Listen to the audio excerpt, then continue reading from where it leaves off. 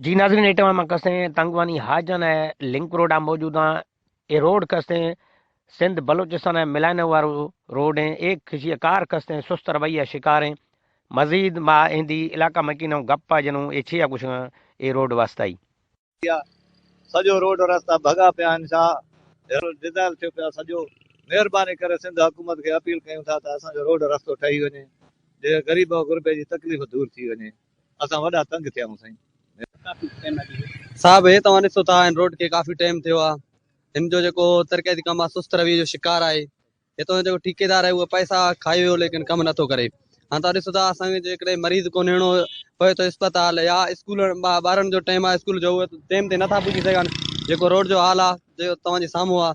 असां हाणे सिंध गवर्नमेंट खां इहा अपील कयूं था त हिन रोड जो तामीराती कमु आहे जेको जल्द खां जल्द मुकमिल कयो वञे, असांखे अज़ाब खां बचाए वञे। रोड जो सहूलियत आहे, का बि सहूलियत न आहे। ॿी सहूलियत छॾियो त हे जेको बुनियादी सहूलियत आहे रोड जंहिंजी सहूलियत खां असां महिरूम आहियूं, बराए महिरबानी करे असांजे रोड खे ठाहियो वञे।